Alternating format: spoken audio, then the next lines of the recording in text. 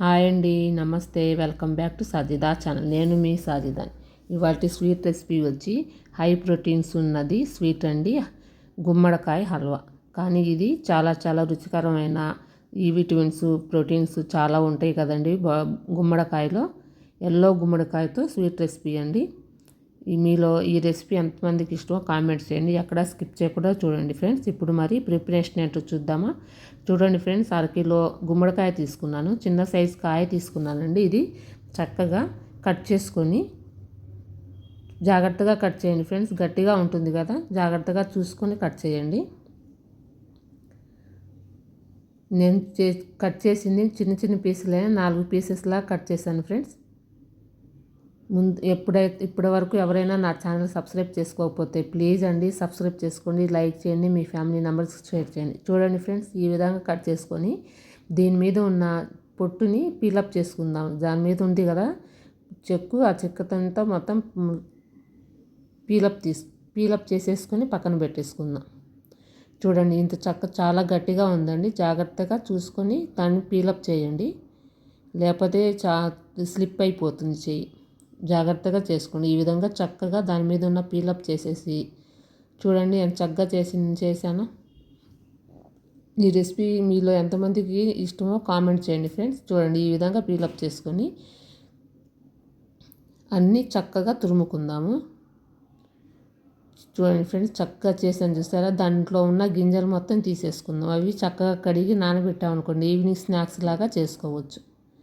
దీంట్లో ఎక్కువ రాలేదు ఫ్రెండ్స్ గింజలు, కొన్నే వచ్చినాయి, అందుకు పడేసాను. ఎక్కువైతే అట్లా చేసుకోవచ్చు. ఎన్నో 10-15 కూడా లేవండి గింజలు అందులో నేను పడేసాను గింజల్ని. కొత్త కొత్త రెసిపీస్తో మీ ముందుకు వస్తున్నాను ఫ్రెండ్స్. ఇప్పుడు మనం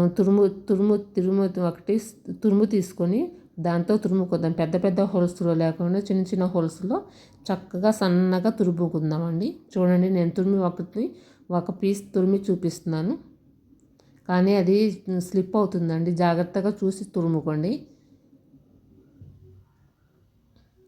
ఈ విధంగా చూడండి ఫ్రెండ్స్, ఎంత చక్కగా వచ్చిందో, సన్నగా వచ్చేసింది. మనం ఒక మిక్సింగ్ బౌల్, ఒక చిన్న గిన్నె తీసుకొని ఆ గిన్నెతో మనం మెజర్మెంట్ చేసుకుందాం. ఇప్పుడు బాదం కాజు ఫ్రై చేసుకుందాం ఫ్రెండ్స్. ఇప్పుడు ఒక ప్యాన్ పెట్టుకొని ప్యాన్లో 2-3 టేబుల్ స్పూన్ల నెయ్యి వేసుకుందాము.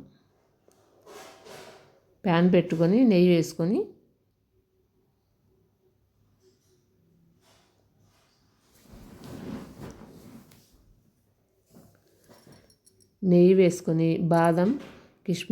బాదంని జీడిపప్పుని చక్కగా ఫ్రై చేసుకుందామండి. నేను 2 టేబుల్ స్పూన్ల నెయ్యి వేసాను. నెయ్యి కొంచెం ఎక్కువే పట్టిద్ది ఫ్రెండ్స్. ఇందులో డ్రై ఫ్రూట్స్ ఫ్రై చేసుకుంటున్నాను. జీడిపప్పు, బాదం పప్పు చక్కగా గోల్డెన్ కలర్లో వచ్చే వరకు ఫ్రై చేసుకొని ఒక గిన్నెలో తీసుకొని పక్కన పెట్టుకుందాము.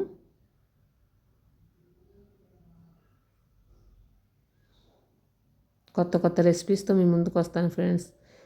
నా ఛానల్ని సబ్స్క్రైబ్ చేసుకొని లైక్ చేసి మీ ఫ్యామిలీ మెంబర్స్ షేర్ చేయండి. పక్కనే ఉన్న బెల్ ఐకాన్ ప్రెస్ చేస్తారనుకోండి, నేను పెట్టిన ప్రతి వీడియో మీకు నోటిఫికేషన్ లాగా వస్తుంది ఫ్రెండ్స్.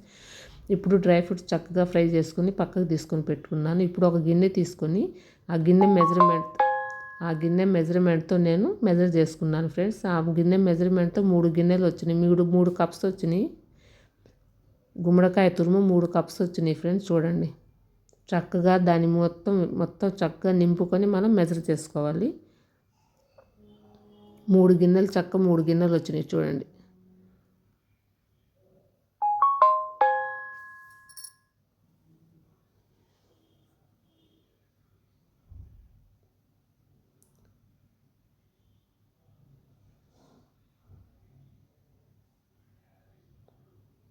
చూడండి, 3 గిన్నెలు. ఇప్పుడు ఇవి చక్కగా మనం ఫ్రై చేసుకుందాం. ఫ్రై అంటే దీంట్లో నీరు కూడా ఎక్కువ ఊరదండి.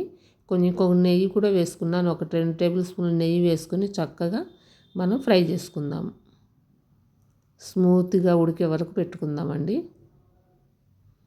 ఇప్పుడు దాని మీద మూత పెట్టుకొని 5 మినిట్స్ మీడియం మంట మీద మనం ఉడికించుకుందాము. చూసారా చక్కగా ఉడికిందో.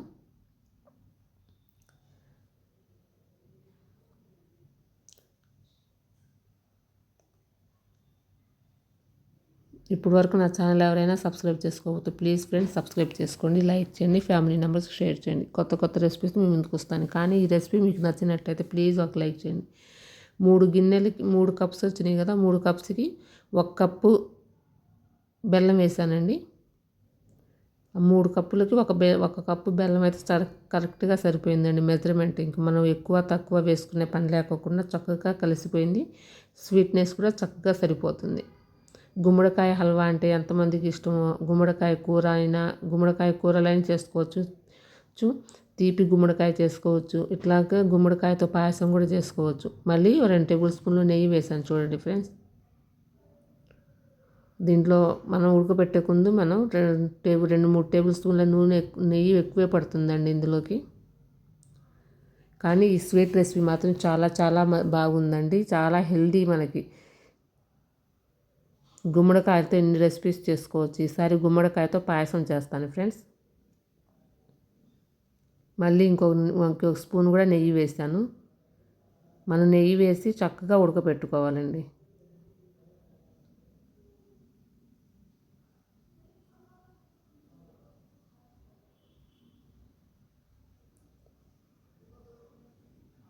ఇలాచీ 2 ఇలాచీ తీసుకొని చక్కగా మెత్తగా దాన్ని చిదిమేసి అందులో వేసి కలిపాను. ఇప్పుడు డ్రై ఫ్రూట్స్ కూడా చక్కగా వేసుకొని కలుపుకున్నాను ఫ్రెండ్స్. చూడండి, ఇప్పుడు ఇది ఇంకొంచెం సేపు మనం మీడియం మంట మీద వదిలిపెట్టేస్తాం అనుకోండి, చక్కగా నెయ్యి కూడా రిలీజ్ అవుతుంది. కానీ చాలా చాలా బాగుంటుంది. హెల్తీకి ప్రోటీన్స్ ఎక్కువ ఉంటుందండి గుమ్మడికాయలో. హై ప్రోటీన్ ఉన్న స్వీట్ రెసిపీ. మనం దీంతో గుమ్మడికాయతో కర్రీ అయినా చేసుకోవచ్చు, గుమ్మడికాయ పులుసు చేసుకోవచ్చు. ఇప్పుడు చూసారా ఎంత చక్కగా ఎంత కలర్ఫుల్గా ఉందో. ఇప్పుడు ఒక మిక్సీ బౌల్లో తీసుకుందాం ఫ్రెండ్స్. మిక్సీ బౌల్లో తీసుకొని పక్కన పెట్టుకుందాము. తర్వాత సర్వ్ చేసుకుంటే సూపర్గా ఉంటుంది. కొత్త కొత్త రెసిపీస్తో మేము ముందుకు వస్తాను ఫ్రెండ్స్. ఇప్పుడు వరకు నా ఛానల్ ఎవరైనా సబ్స్క్రైబ్ చేసుకోవద్దు ప్లీజ్ అండి, సబ్స్క్రైబ్ చేసుకోండి. Thank you for watching. Bye friends. ఇంకో కొత్త రెసిపీతో ముందుకు వస్తాను.